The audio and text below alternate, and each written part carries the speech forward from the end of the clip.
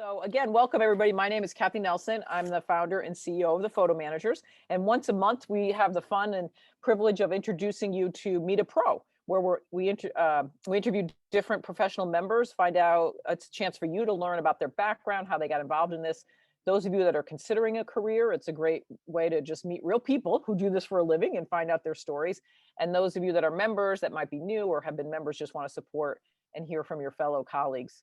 That's another one. Chris has been Chris, I'm going to say, tell us your background, how you got interested in, I'm trying to remember how long you've been a member because I feel like I've known you a long time. So Chris has definitely been a member. He's a regular at the conferences. He has a lot of fun. He's a fun guy. And, but I'm not sure what the actual time frame is. So why don't you tell us a little bit about your background? I was actually joined in 2013. Okay. So that's no wonder why. Yeah, it's been a while. Yeah. 8 years. So the reason, actually I know in talking to Kathy before this, one of the questions was kind of my background and why I joined. In the summer of 2012, actually, I went down to my parents and helped clean out their basement. And they had just recently had some flooding and so forth. And so I was down there helping clean out. And when we got to the garage part of their basement, I was going through and found this big bin of my childhood photos and negatives and stuff. And it kind of hit me. I was like, my heart stopped because I was like, oh my gosh. But luckily they were in a plastic bin and were protected. Obviously not necessarily from the heat, the heat and cold weather, but I did salvage them, and I started doing best practice, searching for best practices on best way to scan them and protect them and so forth, and ended up coming across, at the time it was Appo, but now the Photo Managers, and kind of did some researching on it and ended up giving Kathy a call and speaking with her. Yeah, I don't know if you remember that. No, I didn't remember that. Yeah, I was doing, because I am a photographer and I do photography for marching bands, and I was actually traveling to West Virginia to do a game, and was talking to you on the way to see if it was the right fit for me. And I think you all were just probably a year new to the organizations. You've created it, and it was about a year. And so yeah, 2013, we would have been pretty new still. Yeah. So I think, based off of our conversation, I made a decision and joined in January of 2013. We were just lucky that it was that spring was the first conference in Chicago, right? Yeah, yep, that's right. And so I had an opportunity to be there and obviously participate and be a part of the inaugural season. And I've actually participated in every conference ever since. So that's wonderful. I love that. Yeah, that's so funny. I remember, I don't remember the conference, but it's funny. I did talk to a lot of members initially in those days, because you would pick up the phone, because it's hard to believe that today with, the internet and everything, nobody picks up the phone anymore. And we used to have dedicated phone line, and it's now, my office number is my cell phone, and it never rings. So if anybody wants to call me, you could feel free, because nobody ever calls an office anymore, right? So that's a great story. A lot of times people's stories, it starts from that, right? Finding their own family photos and realizing, wow, there's a need out there, and kind of like a dawning on you that, oh, this is interesting. And so fortunately, Chris has been a member for all these years, but so the proof of concept, or the idea that there's a need for this, has only accelerated significantly over those years. So tell us about your first jobs that you remember, and any advice you have for some people just getting started. So how did you make that shift to, and I know you still do you still are a photographer, right? You still do. Yeah. And I still work with West Virginia University, and then also here in Cincinnati, the university, their marching band as well. So. Okay. But tell us about the scanning piece, how you found it, in the digitizing, and how that came to be. Yeah, and again, taking the opportunity to research the best practices on scanning, and then joining the group and then the conference, I was able to pull some of that knowledge together and then kind of create a plan. Started out, I purchased some scanning equipment, but getting my first clients, it was twofold. I actually had an opportunity to meet local photo organizers at the first conference. Becky and Carrie live here in Cincinnati, and it kind of, as our conversations went on, at the time, they weren't really concentrating on the scanning part. They were going to do more the storytelling and the organizing. So it was kind of a good partnership that we've had ever since that year. I do a lot of their larger scan jobs. And so that's another way, by the way, for for those that are listening, it's to partner with other organizers to, if you're not wanting to do a certain element, say scanning, you can find another organizer that does that and kind of work with them to get those that job done. And then the other thing too is I worked with family. I had even had some extended family that had slides and negatives that needed to be preserved. And so that was kind of my end in that regard of getting some jobs under my belt before kind of moving out into the public realm. So I do encourage, obviously, think about how, if some families are huge and they have, there's a lot of opportunity there to work with them with their photos as well.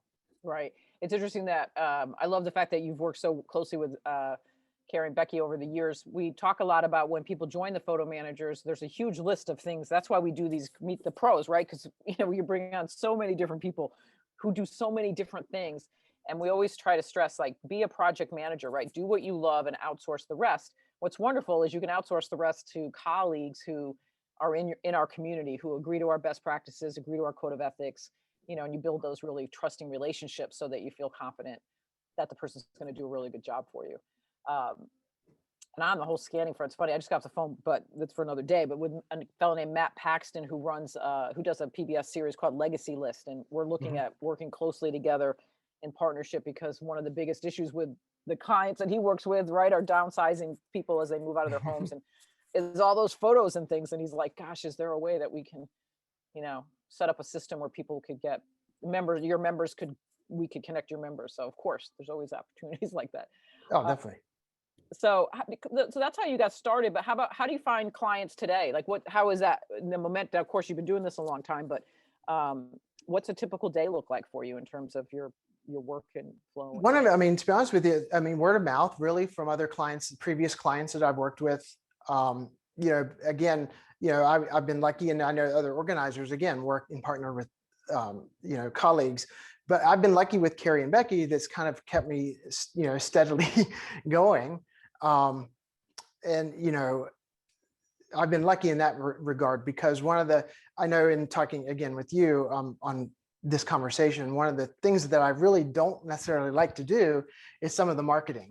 And that's kind of my weakness, really. So that's where I'm kind of taking some time right now and to putting together some more content for my website, and some brochures and flyers that I can then start advertising more, because I do want to branch out and a little bit more to the public, versus just word of mouth in a sense. So there are opportunities there. And I wanted to mention too, that whether you're new at organizing and photo management, or have done this for quite a long time, you can you can do it every day. You can do it for 8 hours a day or longer, full-time job, or you can do it as a side job to help people out. So really it's how much you really wanted to be involved in it. Again, I've been lucky. I have steady jobs, but then I have some downtime that I enjoy to be able to do some other things as well. And for me, I don't necessarily have to use it to make a living. I know there are people that are doing it and doing quite well. But in my case, I don't have to. So I don't really have to there's not that much pressure on me to find clients that I need to be working with every single day. But there are opportunities out there. And again, not only word of mouth, colleagues, other family and friends that are working with, working at their businesses. But I think just getting out there's tons of photos and tons of items that need to be preserved. And then people don't realize necessarily that they have them. They've been kept away. And I know that's the big, in fact, that conversation I was having with Matt was just about that. And then people, or they're overwhelmed, they just can't get started, right? So the big issue for a lot of people is they know that there's a need, they want it done, but they're frozen with indecision about how do I find everything? How do I know what to put together and stuff? And that's a big part of the work that people will now they realize, like, if they can hire somebody who can help them with that, it can move that process along, right? So Yeah, and it's really you're basically a project manager for them, and you're yeah. just as if you're organizing a house. You're trying to gather everything together that needs to be taken care of, and then you can coordinate again if you're not necessarily the one that's doing the scanning, but you can still pull that project together and coordinate the efforts to get it done for your client.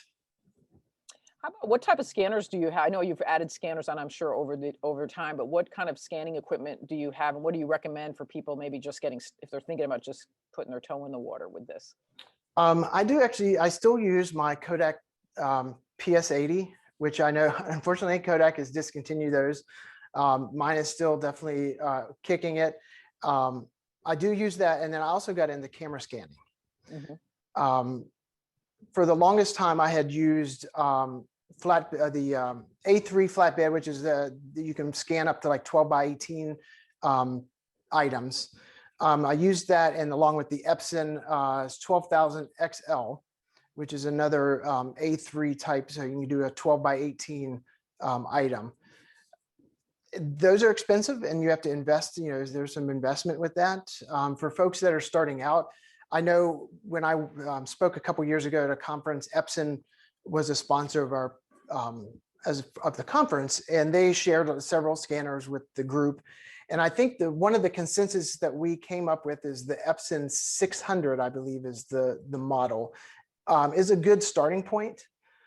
They do have the 850s, I believe, the Epson Perfection Pro version is the next step up.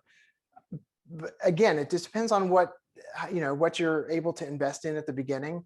Camera scanning is definitely something that there would be maybe some upfront cost. If you already have some of the equipment, it may be worthwhile to consider seeing what else, what items you have, and then what else you would need to create your kit, because it is a lot faster than some of the flatbed scanners. So there's a nice workflow. You can do prints, you can do oversized items, you can do negatives and slides, variety of media on there. I've done artwork, kids artworks, framed items that can't be taken out of the frames. Again, it's getting the equipment could again be an upfront investment, but in the long run, it's worth it.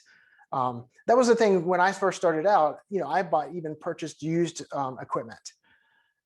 So I mean, it doesn't have to be brand new. Same with cameras, DSLR cameras. You can get used, through various vendors.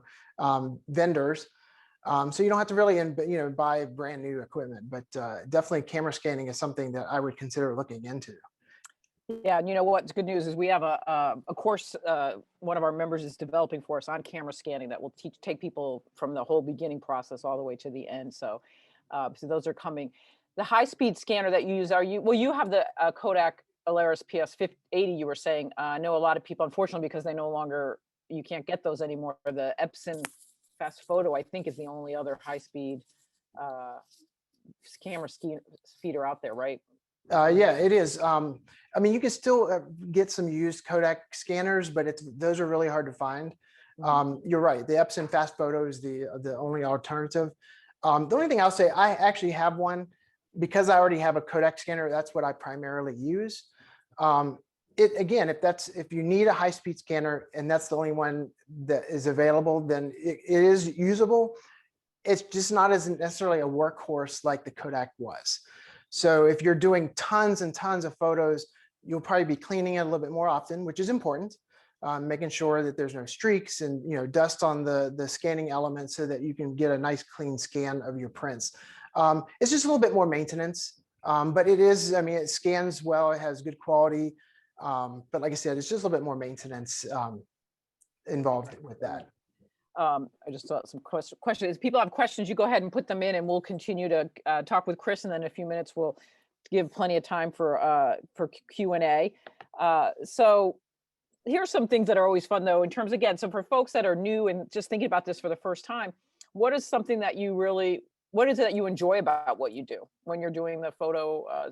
So Chris, for those of you that just joined too, Chris focuses mostly on scanning. That's his niche within the whole world of photo management. But So what is it that you like about this? I actually like helping people, rediscover some of their lost treasures. It's interesting, I had a neighbor that I scanned probably maybe 4,000 or 5,000 slides for him, and they hadn't seen them in years. And so once they're done and you hand it back to them and they can view them, it really, they light up, it brings back memories, they start giving stories. And I think that is at least for me, and I know again, a lot of other organizers, they have that same feeling of warmth. And, it's like a wow feeling that you get when you're working with your clients and they rediscover something they hadn't seen in many, many years. And, how often do we pull out the slide projector? So it's probably a one and done deal 30 years ago or whatever, and that's it. So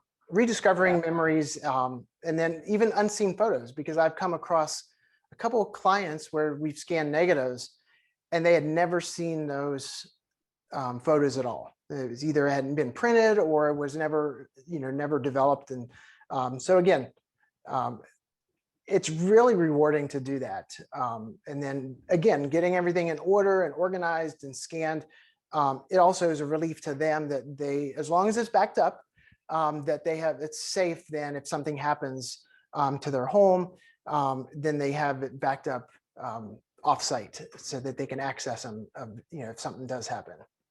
Right. That's great. Yeah. And how do you return their photos to them after you scan them? What is your delivery process? We do a couple of different ways. As far as on media, we scan everything and put them on either flash drives or external hard drives. Then as far as the prints and negatives and slides, we'll use archival methods. Boxes, depending on what they have, we'll create some type of nice storage for them that they can then keep everything together and safe and protected. So great.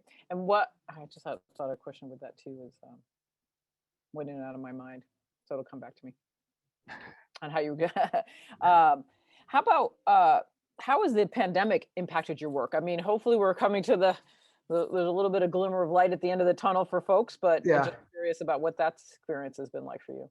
We were talking earlier about, when people try to decide if they want a photo organizer to help them, it's usually when they're trying to, they come across something or unfortunately need something for, say, a funeral or even a wedding or celebration, is really when they're like, oh my gosh, things are everywhere.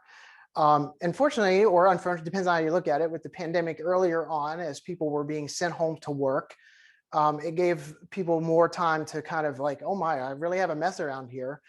And I had one client that actually started in March.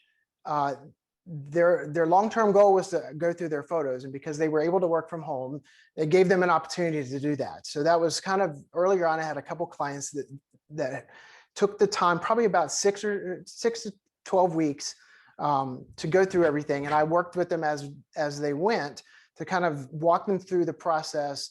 The one client had tons of albums, and they wanted to pull everything out of the albums and get everything in order by date. And I worked with them through the process to get it scan ready, so then I could, get the items from them. So I think with the pandemic, again, it gave people more time to go through stuff and then to realize, oh my God, I really have a mess. So, and did you work remotely with your clients on that? Did you do Zoom meetings or? I did Zoom and phone calls, and then paperwork back and forth. Some of the metadata, the information like captions and name, people naming, we did through an Excel sheet back and forth, so we could communicate that way versus in person. Great. And so is that part of when you do a scanning project, you add the metadata for the client? Is that part of the process that you do? If they want that, yeah. But I can make it. And again, going through and working with each client, again, every client's end goal is different. But I think, the one client that I took, I think we did 30,000 photos. She had taken the time actually to write on the back of the photo, people's names as they were printed. So working with them, once I actually was able to get them, I said, obviously it was important to you to put the information on the back of the photo as you got them printed. I explained to her what I could do to get that information on the digital file. So as we scanned it, then I was able to add that into the the caption, and we actually, if she knew the dates, then we changed the dates, the proper dates of the photo. So some clients don't care, and that's fine. And again, as you're working with each client is different, and come up with a goal for each project. Right. That's so critical, right? Let's see.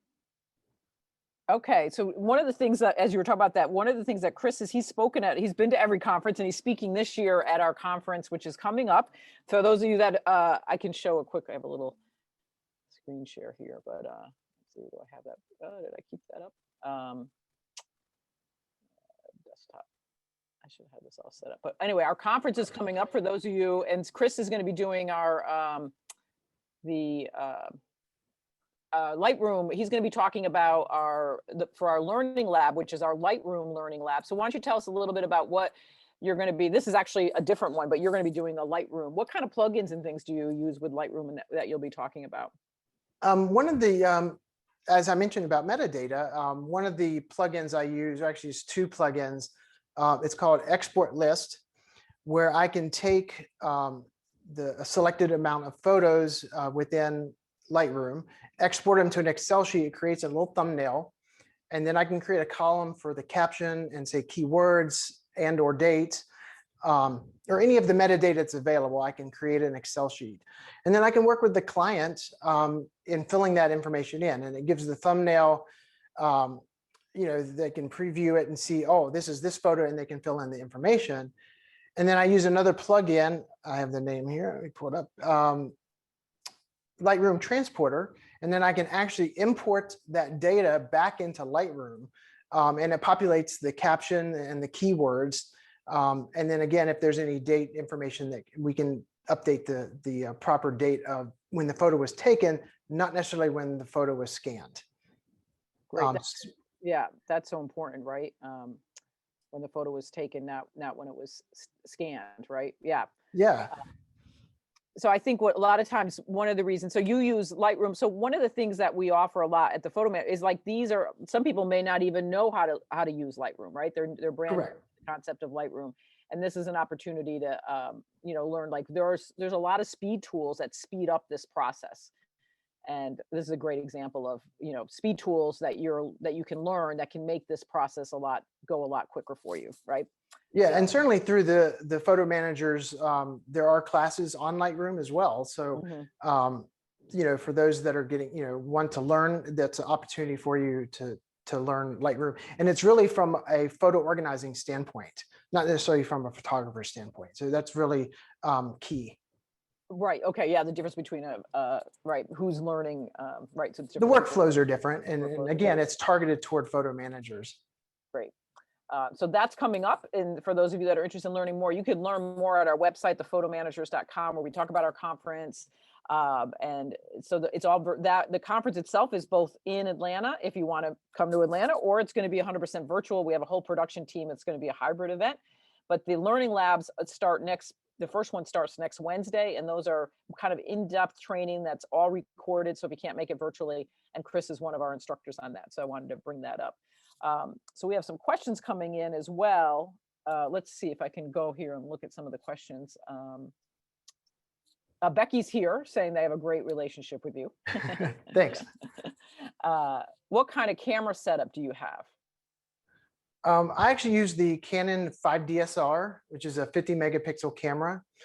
Which is nice about that is with your slides and negatives, it yields actually greater than a 4000 DPI scan. So in terms of scanning on a flatbed, in terms of photos or prints, it's usually 600 PPI actually is the target. With negatives, it's usually about 4,000. So with that camera, it obviously gives you more data than you really need, but which is fine in that regard. I actually then use, I'm trying to think of the brand name, it's a copy stand, but the Canon cameras with some LED lighting for the reflective items.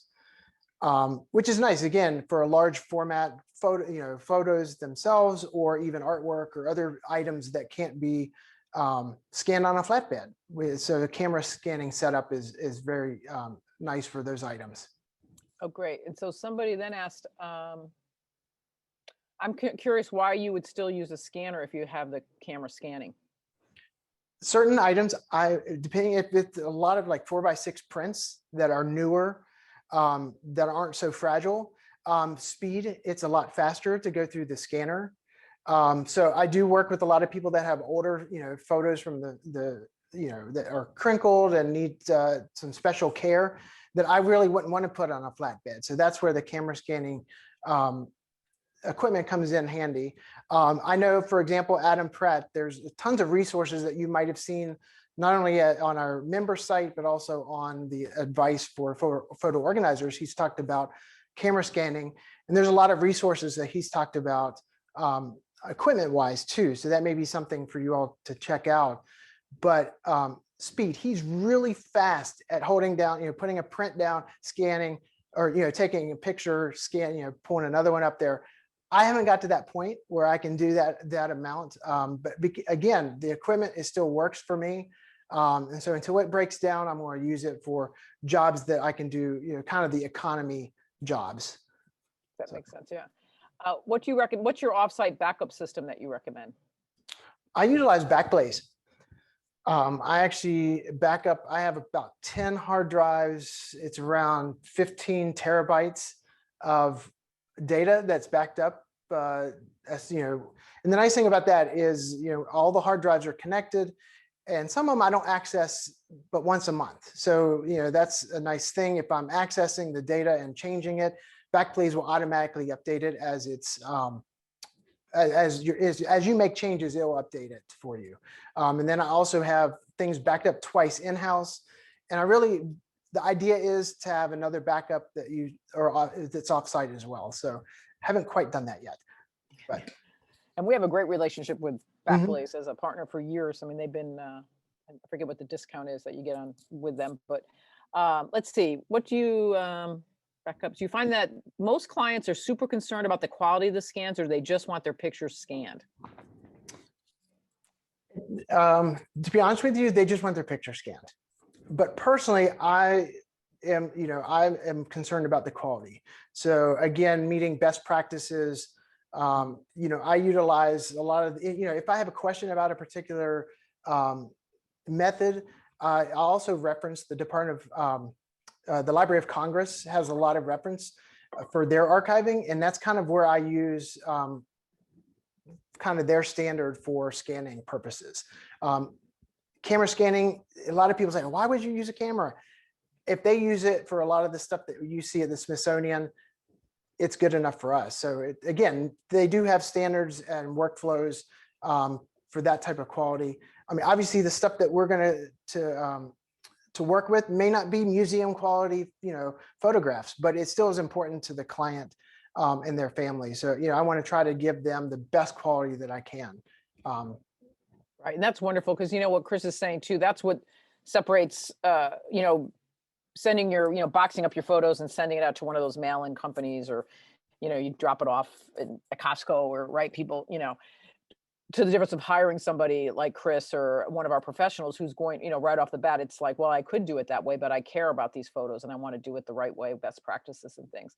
And so and you'll charge a little bit more for that, right? So the consumer that you're looking for is not the consumer who's looking for the lowest price, done and dirty kind of a experience. And that's a lot of that's educating. We do a lot of work to educate the consumer about what quality is, because people just don't know. Yeah. And so I think that's a great.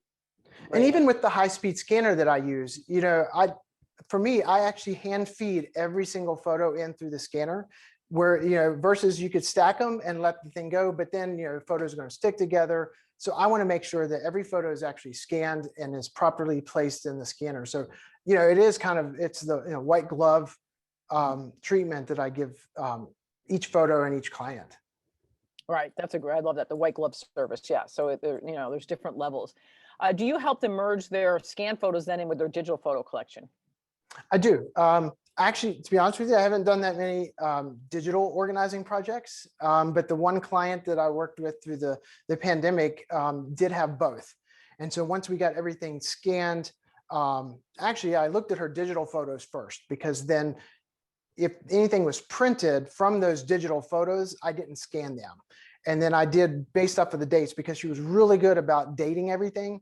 I was able to merge that very easily. So the question, or the answer is yes, I have done that, and do.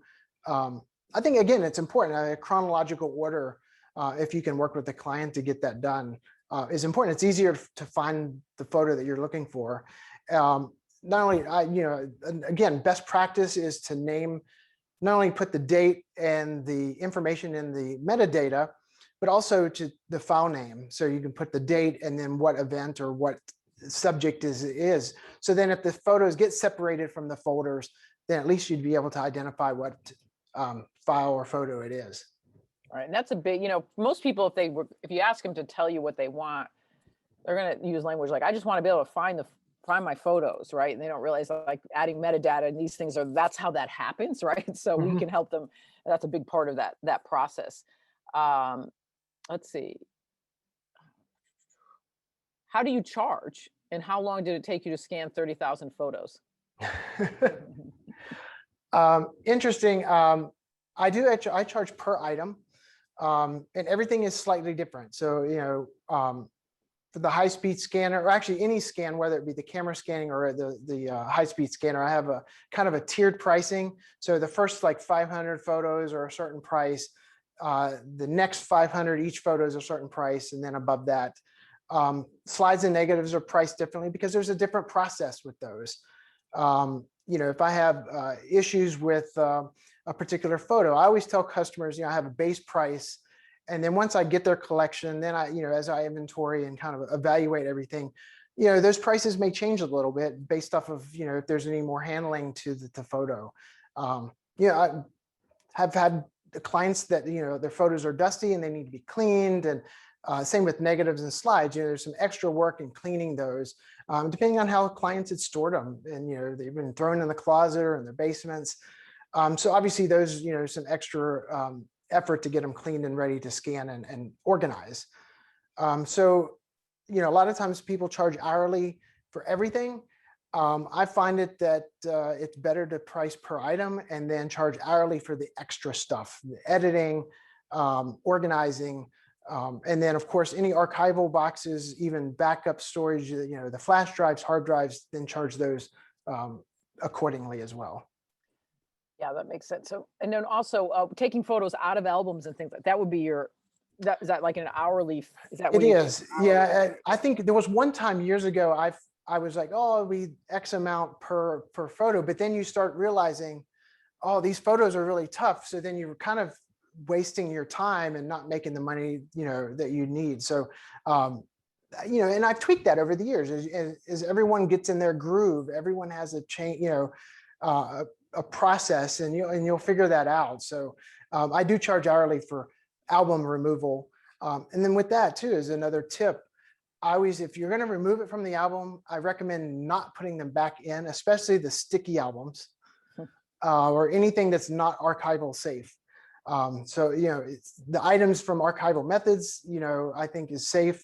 I use those all the time, and that's what I recommend for clients that have albums. And you're scanning them obviously for preservation purposes, but we can find other ways to view them and share them than going back to the original album. So, there's digital frames, there's digital albums, you can do a brand new album and get it printed, through one of our vendors. And again, a different way, and repurpose, your photos and reshare them in a different way to your family and friends. Right. Do you keep copies of your clients' photos for a period of time? I do. I usually tell them for about a year, but I've actually never deleted anything. So that's probably why I have about 15 terabytes of data. Yeah. But I know, best practices is usually a year. I've talked to other organizers who, toward the end of that, whatever period that they set, they'll, kind of contact the client and say, hey, I'm getting ready to do this. Do you still have your copies? Just to make sure before, they're deleted. And let's see. Oh, how long did it take you to scan 30,000 photos? I don't know if we answered. Do you remember? Guys, I can't, to be honest with you, tell you right off. It does take quite a amount of time. And I wish, if I'm thinking if I can do this while we're talking, I did have a video I think I shared a couple of years ago. I don't know. I don't want to do it on here. I can share it on the web, on the Facebook, because I don't want to crash Zoom. But I had videotaped, did a time lapse of me sorting through. I removed tons of photos from albums. They had a box of photos that you could see me pulling one by one and stacking them based off of size. And I did a time lapse video, and I shared that a couple of years ago at the conference. Oh, so you know what? Send it to me, and then we'll put it in the email. Oh, okay, perfect. We'll send it to everybody in this replay email. I forgot about that. I think I remember that vaguely, but that's funny. Yeah. I mean, it doesn't give you an hour. That was like, I think those were 30,000 photos as well. That was just the sorting process, but it just gives you an idea, what it takes into a process to get things ready to even scan. Did you ever show that to a client? I mean, that would be a great. I have, yeah, I did. Yeah, it gives them a perspective, because a lot of times clients think, oh, I'm just sending you, here's my box of photos. Like, why is it going to cost, like, why does that take so much time? And that's up to us as the professionals to educate the consumer about actually how much time it really does take and what they're paying for. Yeah, so, and that's one, again, going back to the question about my weakness, things I don't like, is those are the things I need to put on a website, so right. that I can share that with a client, clients, and say, this is really what the process is. So it's on my to-do list. Yeah. So those of you that are, in business, right? There's always something on your to-do list. It never ends. The to-do list never ends, right? Right. For a frame of reference, would you be willing to share? Oh, okay. People are trying to get that. How about do a range of like what a project for 30,000 photos would be? Could you give us like a project price range? I'm trying to think. There was one client that I did.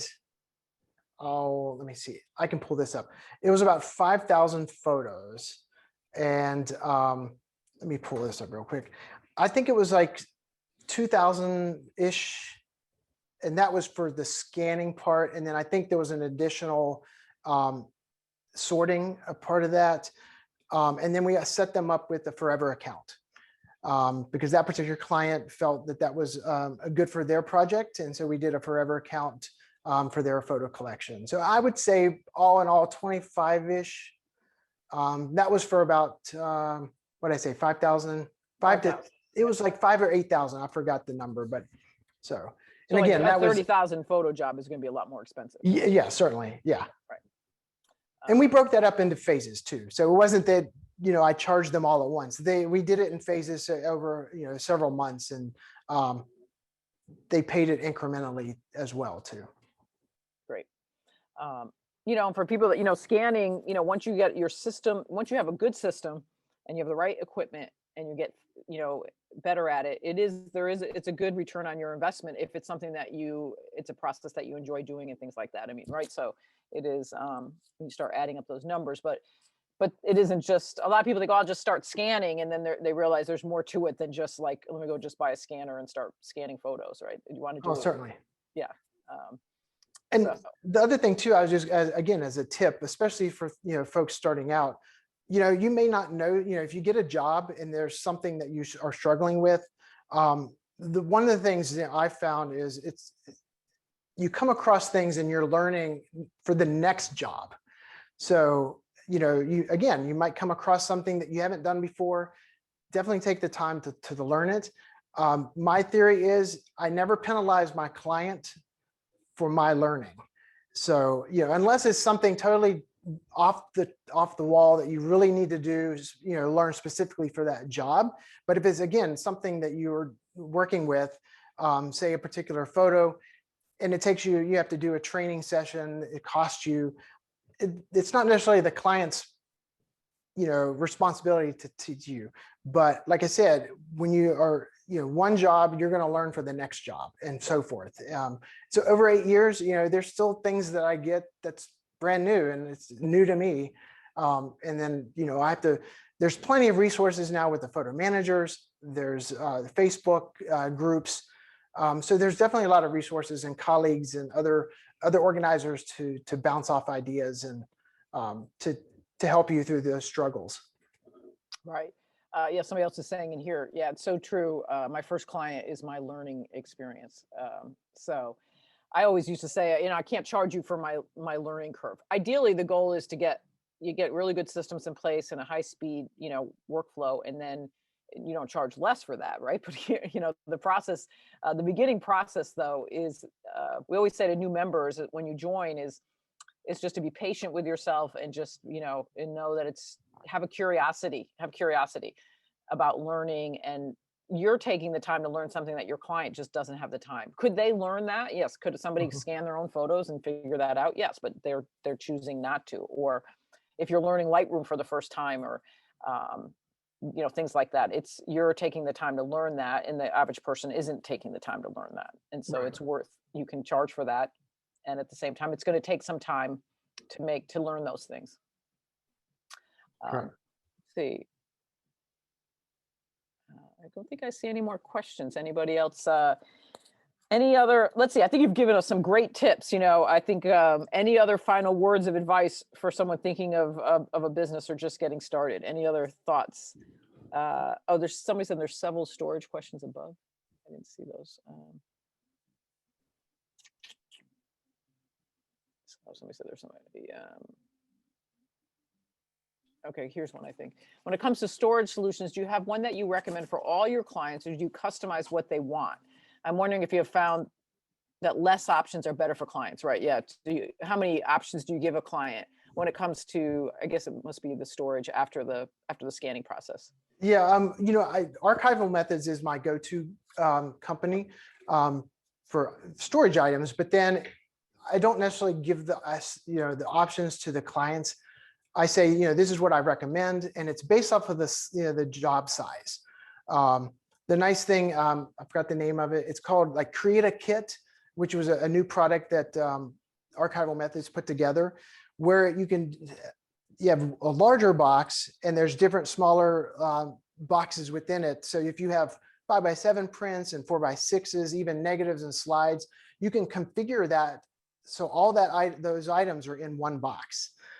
So really it's customizable, and I do it per client. I know some people put specific items out on their website and advertise it, which is fine to kind of give them, this is kind of the stuff that we're going to do, but options, it's easier to just come up with their own and then let the client know. All right. And just for those of you that are not members, or you're newer members, you don't know that we have a wonderful relationship with Archival Methods. They're out of Rochester. You get I think it's 35 to 40% wholesale pricing on all of their products. So that's another. And it's a public company. So, I mean, you certainly can check out their information and see what products they have. Right. Yeah. We've just been working with them for years, and a lot of these companies, like Backblaze, or somebody's asking also digital album choices, and we'll see who you recommend. But a lot of, over the years, we've connected with companies, or small companies just like us, that are passionate about archiving and passionate about family stories. And we just develop these great relationships. They come to our conference. We get to know the owners, like Nick's Play. It's a great digital photo frame company that we have a great relationship with those folks. So it's just funny it's a small world, actually, in this whole world of photo memories and space. It's not that many players out there in it, and we all kind of work together. But so that question was about digital. Who do you use for your digital photo album choices? Actually, to be honest with you, I have not printed a photo album, and I would defer that. I know there's plenty of people that do that. I know Philip does that. I'm looking at their names on here, but I think too, even just being a part of the Facebook group, I think a lot of times too, it depends on the job. Each client's different and their needs are different. And the vendors that are not only available through our partnerships, but then that are out there for professional photographers, there's a variety of pages, page sizes, book sizes, styles, and every company is different. And so I think too, again, on Facebook. Jill was clarifying digital album. Where do you upload a client's album to? I guess you're asking, Oh, for photos, well, I don't do an album, but individual photo, the files. I'll use SmugMug is one of the online services, or Forever. Just depends on, again, what the client's needs are. For those that don't know, Forever is a company that provides storage, permanent storage. And so you buy a certain size, and then that lasts, I believe it's your lifetime plus 100 years guarantee. Um, Again, it's an upfront investment, but you never have to pay. It's not like a yearly or monthly cost after the first initial investment. SmugMug, there's a monthly charge for it. So it just depends. But Right. again, I've used both of those services. Yeah, both of them are great. They'll both be at our conference this year. Both companies will be work with us closely. Somebody else just saying, I recently used Printique. Was happy with the results for a printed book. And do you provide an index of clients' photos collection in a digital or print format? I have done that. I do offer it. It just depends on if the client wants it. I do thumbnail with the file name underneath it. Usually in a spiral bound book. Is that part of one of the Lightroom plugins that you use that help you get that material together? I too, actually or is that- use it's just built into the print module of Lightroom. So I just created a template. Yeah. So Great, got it. All right, I think this has been a great, lots of details, lots of great questions, everybody. As always, Chris, we're thrilled to bring you forward to everybody. Like you said, let's see one more new message, I think. Oh, yeah, thanks, Chris. And then again, for those of you, we'd love to, go to our website, thephotomanagers.com, if you're interested in coming to our conference, taking Chris's learning lab, learning more about becoming a member. We have a great special in March. We're always excited to welcome new members to this community that is a very close community, because Chris has a lot of people here that have known him over the years that are here just listening and supporting him. And like the fact that you mentioned, like, I don't do digital photo albums, that was another great example of how, outsourcing. I'm sure Becky and Carrie love doing that piece of it, right? In some ways, they give you the scanning and they take on, and that's just a great partnership that's developed over the years by meeting each other. So thank you so much for your time, and thank you everybody else again. We'll see you next month when we bring on another pro for you to get to know. Have a great day, thanks for having everybody. me. All right. Thanks, everybody. Bye-bye.